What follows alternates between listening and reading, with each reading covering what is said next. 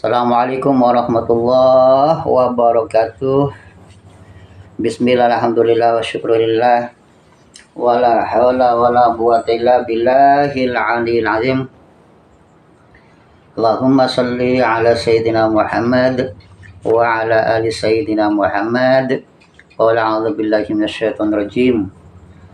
Rabbi shrah li sadri wa yassir li amri wa hlul 'uqdatam min lisani yafqahu qawli. Bismillahirrahmanirrahim. Wa'tasimu bihablillah jami'a wa la tafarraqu. Saudara sekalian yang moga dimuliakan Allah dimanapun adanya, moga dalam keadaan sehat walafiat. Yang sakit moga disembuhkan, yang punya persoalan moga diberikan solusi yang terbaik dari Allah. Yang punya hajat moga disukseskan, yang sempit moga dilapangkan, yang sedang kesulitan mudah-mudahan diberikan limpahan rezeki yang cukup, yang barokah. Yang berkeluarga moga diberikan keluarga sakinah mawaddah warahmah, tentrem, ayem, damai, sejahtera lahir batin, dan moga kita selalu dalam inayah bimbingan Allah sehingga apa yang kita perbuat, apa yang kita amalkan membuahkan manfaat untuk diri kita dan sesamanya. Wabil khusus untuk saudara-saudaraku yang telah mendukung channel kecil ini dari Al-Fakir Kang Nur di Cirebon, mengaturkan banyak terima kasih yang sudah subscribe, yang sudah like dan memberikan peringatan, tazkirah atau komentar yang sangat manfaat sekali. Atas kebaikan saudaraku, moga Allah membalas kebaikan yang berlipat dan berkah yang berlimpah. Untuk yang belum subscribe, moga ikhlas ridhonya untuk mendukung channel ini. Mudah-mudahan channel ini menjadikan jembatan atau wasilah bagi umat untuk menyuarakan kebenaran dan mencari kebenaran. Adapun terdapat hal-hal yang tidak benar atau tidak ada manfaat atau berpotensi menyesatkan, maka monggo diabaikan saja. Saudaraku sekalian yang dimuliakan Allah, di YouTube ini sedang rame, yaitu tentang seorang santri yang menantang debat Kiai Haji Imaduddin. Luar biasa itu. Ustadz Wafi, ya kalau nggak salah itu namanya. Yang kemudian banyak juga yang menduga bahwa beliau itu adalah murid daripada Kiai Haji Idrus Ramli. Yang saya tahu, Kiai Haji Idrus Ramli itu adalah yang saya dengar sebagai tokoh NU garis lurus ya. Padahal mohon maaf itu ya, kalau dalam NU itu nggak ada lurus, nggak ada bengkok. NU ya NU itu ya. Beliau seorang alim alamah gitu. Seorang alim alamah. Nah, tetapi ini mengapa gitu, yang harus berdebat ini kok santrinya atau muridnya daripada Kiai Haji Idrus Ramli? Mengapa tidak langsung saja ya kiainya itu yang untuk menanggapi tesis Kiai Haji Imaduddin itu dalam bentuk tesis ya, juga itu bukan hanya komentar atau menebar opini, tetapi juga dalam bentuk tesis juga gitu, sehingga umat ini akan mendapatkan ilmu itu ya dari orang-orang yang alim alamah ini seperti Kiai Haji Idrus Ramli dan Kiai Haji Imaduddin ini. Tetapi kalaupun terjadi ya seperti itu, mohon maaf ini ya, saya pribadi itu rasanya malu itu loh ya. Mengapa itu sesama tokoh-tokoh NU kok sekarang itu kok saling itu kan menantang debat gitu. Bahkan diantaranya itu banyak sekali itu yang kontra dengan Kiai Haji Imaduddin itu, bahkan menuduh. Yang lucunya itu yang menuduh itu ini kiai-kiai atau tokoh-tokoh Nusantara itu, padahal tesis Kiai Haji Imaduddin itu bukan untuk ya mengarah ke orang Nusantara, maksudnya itu pada tokoh-tokoh atau kiai atau ulama Nusantara, bukan. Kiai Haji Imaduddin itu membuat tesis itu justru untuk membela kiai-kiai Nusantara, untuk membela ulama Nusantara, untuk membela umat Islam Nusantara, bahkan untuk membela Habib-Habib yang istiqomah, Sayyid yang lurus, Syarif yang dari turunan Wali Songo. Kita semuanya tahu bahwa adanya tesis Kiai Haji Imad itu disebabkan adanya oknum-oknum yang mengaku Ahlul Bait atau Zuriyah Nabi, yang mengaku dalam dirinya ada darah Nabi yang suci dan disucikan. Tetapi perilaku dan akhlaknya ya, yang kita lihat itu tidak mencerminkan akhlak Nabi, bahkan jauh berlawanan dengan apa yang ditunjukkan oleh Nabi. Itu bukan cuma satu oknum Habib saja, tetapi ada beberapa. Kita prihatin ya dengan perilaku semacam itu, yang dimana mengaku-ngaku sebagai cucu Nabi, tapi perilakunya justru bertentangan dengan Nabi, bahkan bertentangan dengan Allah. Iya, yang saya katakan bertentangan dengan Allah itu apa? Ada sifat jumawah dari sana, sifat kesombongan dari sana, yang seolah menganggap diri adalah kasta yang paling tertinggi. Padahal kita tahu bahwa Islam itu tidak mengenal kasta. Sehingga oleh karena perasaan bangga nasab, sehingga adanya perasaan yang paling kasta tinggi, seolah-olah bahkan maksum ya. Kemudian dengan entengnya memandang rendah yang lainnya. Bathuratul haq wa khamtun nas. Dikoreksi ya, tidak mau diingatkan pun, sangkanya kita sul adab, bahkan ada semacam peringatan bagi siapapun yang tidak mengikuti ya, mereka akan terkena kualat lah, sul khotimah lah, yang tidak mendapatkan syafaat lah, yang tidak masuk surga lah. Ini bukan lagi pencerahan, tetapi doktrin, membius umat ini, membius saudara-saudara kita. Soalnya kalau urusan masalah kualat sul adab ya, masalah sul khotimah, masalah syafaat ya, atau masalah surga neraka, itu mutlak hak Allah. Kalau urusan syafaat, ulama pun ada bisa mensyafaati siapa saja, memberikan syafaat kepada siapa saja. Isfa'u yaumal qiyamah, salah satu akan memberikan syafaat di hari kemudian, yaitu 3 golongan ya.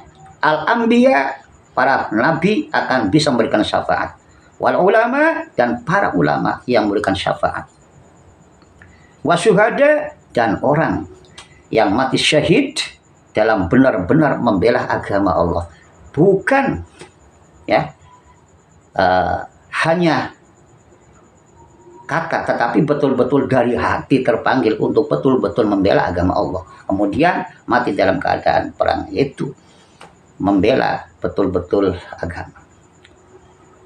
Nah, ini Keprihatinan semacam ini sudah lama, ya, bagi banyak kiai-kiai yang basyirah atau umat-umat yang cerdas. Ini gimana? Kok ngaku cucu Nabi? Tetapi kok jumawah? Tetapi kok kasar? Tetapi kok akhlaknya demikian-demikian, bahkan sangat berani sekali, ya, mengatakan atau mengata-ngatai, menghina ulama-ulama kita, kiai kita, dengan cara yang kasar, barbar, sampai disandar atau disematkan nama-nama binatang. Bahkan mereka merasa bodoh pun masih punya kemuliaan, maksiat pun masih punya kemuliaan. Padahal kebodohan itu adalah penyakit. Padahal kemaksiatan itu dibenci Allah, dibendikan yang Nabi. Mengapa mereka kok masih berpikir bahwa maksiat itu seolah-olah juga bisa menyelamatkan? Saudara sekalian yang dimuliakan Allah, ya, aturan-aturan Islam itu diberikan untuk siapa saja. Yang baik akan dibalas baik, yang buruk akan dibalas buruk. Jangankan hanya zuriyah, ahlul bait, ya, Sayyidatina Fatimah saja, kalau dia itu salah, Allah dan Rasulnya tidak akan bisa membela, gitu loh. Apalagi zuriyah. Apabila kau demikian wahai Fatimah, ya, akan saya tindak demikian. Kalau berbuat salah, Rasul juga tegas pada ahlul baitnya. Lah apalagi kepada zuriyah, ini menandakan bahwa hukum itu berlaku umum, tidak ada, ya, hukum itu hanya diperuntukkan bagi golongan-golongan tertentu, ya. Kalau Habib, ya, yang maksiat juga pasti kena sanksi. Kalau Habib yang menghina ulama juga pasti kena kuala. Membenci kepada siapa saja haram hukumnya, bukan kepada Habib saja. Membenci Habib yang baik, maka dia bisa jadi akan kualat dan tidak mendapatkan syafaat. Begitupun sebaliknya, Habib yang membenci ulama, di mana ulama itu adalah disayang Allah, disayang Nabi, di mana ulama itu juga mengandung racun dari badannya, maka racun itu akan pindah, ya, akan menempel kepada siapa saja yang menghina dan mengolok, termasuk juga kepada Habib. Bisa jadi Habib yang menghina, ya, merendahkan ulama kiai yang lurus, maka dia juga akan kualat dan bahkan akan terputus sapanya. Kenapa? Ya karena orang yang dicinta oleh Nabi, ya, orang yang dipercaya sebagai pewaris Nabi, orang diangkat derajatnya oleh Allah, orang yang bisa membimbing ketakwaan, yaitu pangkat yang disenangi, disayang oleh Allah, bisa mengangkat orang menjadi takwa, bahkan dirinya dan umat yang lainnya. Itu yang paling disayang oleh Kanjeng Nabi. Seperti juga saya sampaikan kemarin bahwa yang paling disayang Kanjeng Nabi adalah yang takwa Allah. Keluarga Nabi adalah orang-orang bertakwa dalam konteks upaya kasab, ya. Yang nasab beraliran darah ke langsung Kanjeng Nabi, itu juga bisa putus kalau perilakunya tidak sesuai dengan apa yang ditunjuki oleh Nabi. Nabi Nuh juga kehilangan anaknya, terputus, meminta ke Allah untuk supaya diampuni. Tetapi apa? Anaknya itu tidaklah seperti perilaku Nabi Nuh, maka terputuslah itu kenasabannya itu, dan anaknya menjadi celaka. Itu satu contoh, ya, bahwa nasab itu bukan segalanya, bukan yang menentukan surga neraka, bukan pula yang menentukan syafaat Nabi. Bahkan bisa jadi yang mencatut nama Kanjeng Nabi, mengaku cucu Nabi, tetapi perilakunya menentang aturan Nabi, maka dia akan mendapatkan murka Nabi. Lalu apa yang diikuti? Kalau Habib bodoh, kalau Habib maksiat. Sebab kemaksiatan itu membuat murka Allah. Kemaksiatan itu membuat murka Kanjeng Nabi. Kebodohan adalah penyakit, sumber daripada segala keburukan. Mengapa kita menilai harus ada kelebihan? Kelebihan dari mana kebodohan itu? Ilmu itulah yang paling utama untuk bisa mencapai dan memilih mana hak mana batil. Ilmu itulah yang bakal menyelamatkan kehidupan dunia dan akhirat. Ilmu itulah yang akan menjadikan Allah itu mengangkat derajatnya. Ilmu itulah yang akan dan sudah dipercaya oleh Kanjeng Nabi, ya, sebagai mewarisi ajaran akhlaknya, ajaran kasih sayangnya. Dan ilmu itu jugalah yang bisa seorang hamba bisa terangkat menjadi raja. Itu fakta. Satu saya ulangi lagi, ya, bahwa yarfa'illahu alladhina amanu minkum walladhina utul ilma darajat. Itu pertama itu. Allah mengangkat derajat orang berilmu. Innama yakhshallahu min ibadil ulama. Yang bisa takut hanyalah ulama. Inna akramakum indallahi atqakum. Orang paling mulia adalah orang yang takwa. Takwa itu tidak bisa akan begitu saja menjadi seorang yang muttaqin tanpa bimbingan ilmu. Al ulama warasatul anbiya. Ulama ada pewaris Nabi yang dipercaya, ya, ajaran dan sunnah Kanjeng Nabi untuk disebarluaskan pada umatnya, sehingga umat itu menjadi mengerti mana hak mana batil. Itu orang-orang yang berilmu, karya dan kedermawannya, atau juga yang dipercaya oleh Kanjeng Nabi. Tetapi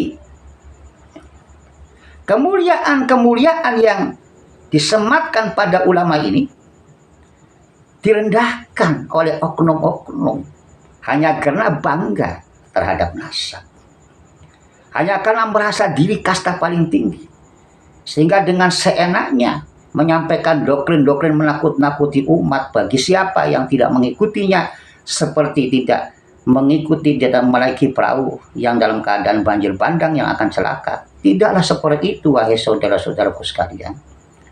Yang bisa memberikan syafaat juga ulama. Yang memberikan pencerahan, menuntun kita pada jalan Allah adalah ulama. Yang menjadi pewaris adalah ulama. Yang untuk diperintahkan kita bertanya mendekat, menerima pesan juga adalah ulama. Itulah. Fas'alu ahla zikr. Bertanyalah kepada ahli zikir, yang dalam maksud di sini adalah ahlul ma'rifat atau ahlul ilmi. Betapa hebatnya seorang ulama di mata Allah.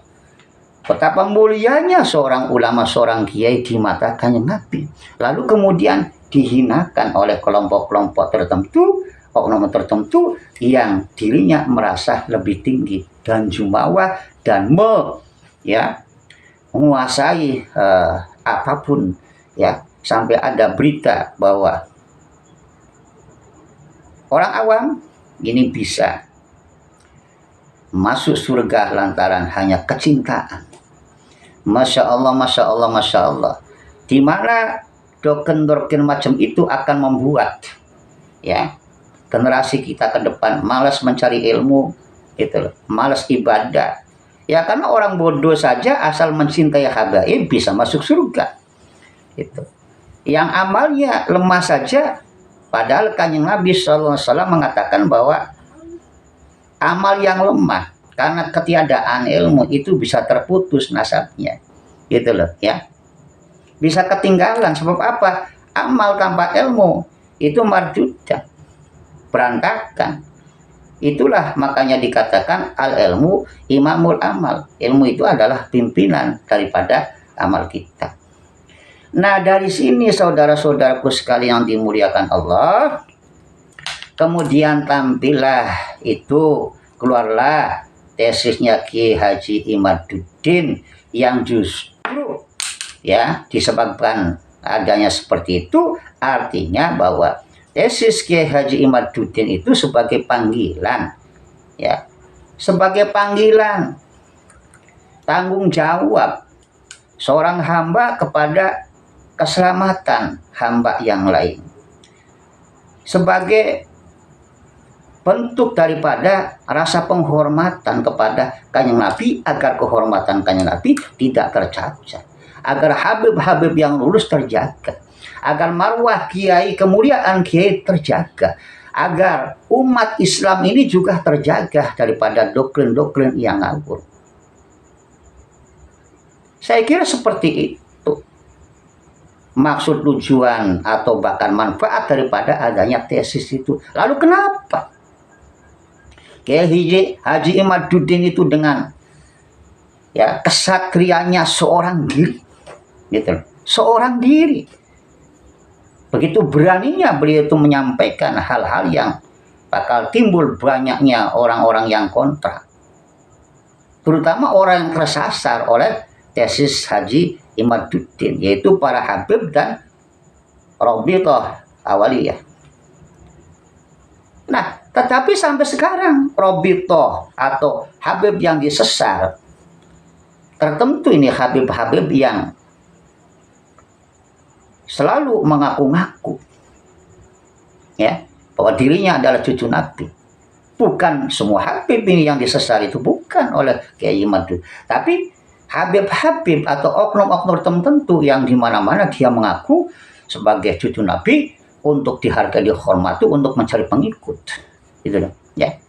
Ini pembelaan bagi ulama-ulama Nusantara, pembelaan itu bentuk daripada penjagaan umat ini daripada rusaknya akidah. Lalu kenapa sesama keluarga kok kita saling menyerang, bahkan menuduh, gitu kan? Bahkan Kiai Imaduddin itu dibilang memecah belah, dibilang fitnah, dibilang tidak cinta Ahlul Bait dan sebagainya. Nah, ini tokoh NU Kiai Haji Imaduddin. Kenapa orang-orang NU juga kok seolah seperti menyerang itu loh, seperti Masya Allah, malulah kita. Mengapa? Layang tujuan Kiai Haji Imaduddin jelas itu, untuk membela ulama-ulama itu loh, yang sekarang ini banyak dihina, dilecehkan oleh oknum-oknum yang mengaku cucu Kanjeng Nabi, dan menjaga kehormatan Nabi, menjaga kehormatan dan marwah para habib yang asli, gitu loh, yang masih istiqomah, menjaga zuriyah wali songo, menjaga marwah ulama, gitu loh. Jadi eling, sadarlah, jangan malah kita rebut sendiri, gitu loh. Apalagi yang sampai nantang-nantang, apalagi yang nantang ini, Masya Allah, seorang santri, gitu loh, yang dimana di belakangnya itu ada seorang gurunya. Mengapa tidak diberikan nasihat? Bagaimana itu kan etikanya itu kita untuk berdiskusi, itu loh, dengan seorang kiai itu loh, gitu. Jadi mohon maaf ini adanya Kiai Haji Imaduddin tidak melayani tantangan debatnya Ustadz Wafi, itu adalah yang terbaik menurut saya. Kenapa? Kalaupun terlaksana, yang namanya Kiai Haji Imaduddin benar pun tetap tidak mendapatkan kemenangan, apalagi salahnya. Tetapi bagi Ustadz Wafi yang dalam hal ini adalah misalkan beliau itu diposisikan sebagai kelas junior, maka dia kalah menang tetap menang, gitu loh. Iya, kalaupun menang ini benar Kiai Haji Imaduddin, kemudian yang kalah Ustadz Wafi, semua penyaksi ini mustami ini itu akan memaklumi, lawong santri kok, anak kecil kok, maaf ini ya wajar dong kalah. Kiai Imaduddin itu kan seorang kiai, wajar dong. Tapi kalau Haji Imaduddin itu mengalahkan seorang ulama al-alim itu kan, seorang habib gitu, maka ini ada nilai. Tetapi kalau mengalahkan Ustadz Wafi, saya kira biasa-biasa saja, dan Ustadz Wafi tetap dalam keadaan menang. Karena apa? Dia berani menantang kiai, gitu. Meskipun itu mohon maaf itu saya kira kurang beradab itu. Apalagi menangnya. Wah, kalau menang pastilah ya akan dielulukan seluruh jagat itu kan. Ini kemenangan bagi Robito, bukan hanya kemenangan bagi Wapi sendiri, tapi kemenangan bagi Robito, merasa sudah terwakili loh. Dan di mana-mana pun akan terjadi pembulian pada Kiai Haji Imaduddin. Masya Allah. Kalau apalagi kalah itu Kiai Haji Imaduddin, menang pun tetap tidak ada nilai apa-apa. Itu kalah si Ustadz Wafi, ya tidak masalah. Ya, tetap dia mendapat kemenangan karena dipuji keberaniannya. Gitu. Apalagi menang akan dielulukan, dan di satu sisi Kiai Haji Imaduddin ini akan menjabat bully. Yang dikhawatirkan ya justru kondisi antara keluarga makin memanas, gitu loh. Sementara kita melihat sendiri bahwa betapa sekarang itu doktrin-doktrin oknum-oknum itu pada umat, Masya Allah. Banyak sekali doktrin-doktrin yang ngawur dan menyesatkan. Apakah para kiai, para tokoh nih, ya, tidak sebaiknyakah kita itu bersama? Mari kita menjaga umat ini, memberikan pencerahan, memberikan peringatan kepada mereka untuk tidak mudah itu loh. Ya, kepengaruh oleh doktrin-doktrin yang membingungkan, doktrin-doktrin yang ngawur, doktrin-doktrin yang bahkan menyesatkan. Itu. Mereka dengan leluasannya ceramah-ceramah tentang nasab, mengumpulkan dirinya, memuliakan dirinya, membius dengan berbagai macam upaya doktrin-doktrin agar umat ini terus mengikuti. Dia khawatirkan nanti umat ini malah kebrangsak. Nah, dari sini mengapa kita tidak bersatu untuk bagaimana menyelamatkan keluarga kita sendiri, umat kita, gitu, kaum Nusantara, gitu. Mengapa kita harus saling merendahkan, saling menyalahkan itu kan? Kalau ya ketua NU itu menyatakan bahwa kita cukup dengan husnuzon, mengapa kita tidak turuti saja bahwa terhadap tesis yang disampaikan oleh Kiai Imaduddin itu kita tanggapi saja dengan husnuzon, itu loh. Jangan malah ada kesan menyerang bahwa Kiai Haji Imaduddin itu ya sebagai pemecah belah atau sebagai orang yang mengacak-ngacak, gitu loh, sangat mengacak-ngacak. Iya, apa akidah yang selama ini sudah dianut dan sebagainya. Siapa yang ngacak-ngacak? Sangat itu. Cobalah kita lihat, perhatikan gitu asbabnya bagaimana. Kemudian ini yang terjadi sekarang ini sungguh benar atau salah tesis itu kita tidak menjadi soal. Yang paling penting dengan adanya sikap Kiai Haji Imaduddin membuka tesis tentang nasab ini, kita banyak mendapatkan manfaat tentang pengetahuan pertama ya tentang ilmu nasab. Kemudian kita juga dapat pelajaran ya, setidaknya kita itu selektif atau hati-hati untuk memilih, untuk memuliakan itu kan siapa yang patut untuk dipilih menjadi seorang tokoh, seorang figur, seorang panutan itu kan, agar tidak kita salah mengikuti ya. Yang ketiga, kita mendapatkan pengetahuan daripada ya karakter-karakter tokoh-tokoh tertentu yang selama ini mungkin kita ya anggap A menjadi B, yang B menjadi A, kita tahu. Yang keempat, kita juga mendapatkan hikmah dan manfaat ya. Ternyata ini saudara-saudara kita senusantara ini, Masya Allah, rukun guyup kompaknya, bersatunya ini ya dalam ya perjuangan untuk membela ya keutuhan Nusantara, kebersatuan Nusantara. Tetapi Masya Allah, ini kesabaran yang luar biasa yang kita tangkap daripada saudara-saudara kita se-Nusantara ini, sepribumi ini, luar biasa. Sampai sekarang masih aman damai, dan mudah-mudahan saja juga tetap iman damai. Dan tolong kepada para tokoh, para kiai, para ulama, para gus-gus ya, para ahli ilmu itu ya, janganlah kemudian panjenengan itu ya saling berdebat, sendiri ya, masing-masing satu keluarga gitu. Janganlah saling menyalahkan. Mari kita bersatu menjaga umat ini, bukan mendukung Kiai Haji Imad, bukan. Menjaga umat daripada apa yang disampaikan ini oleh oknum tertentu yang mempropagandakan tentang nasab, tentang akidah, tentang kemuliaan, tentang karomah-karomah, sehingga ini dikhawatirkan kalau kita segera tidak mengkonter atau memfilter, khawatir ini ada doktrin-doktrin yang tidak sesuai dengan akidah, ada doktrin-doktrin yang ngawur akan diikuti oleh generasi kita ke depan. Kalau kita membiarkan hal ini, dikhawatirkan juga kita akan menghadapi pertanggungjawaban mengapa diam terhadap hal-hal yang merusak ini. Keselamatan generasi kita ke depan adalah tanggung jawab kita bersama. Jadi hentikan ini saling menyalahkan, saling menentang ini di antara kita sesama keluarga ya.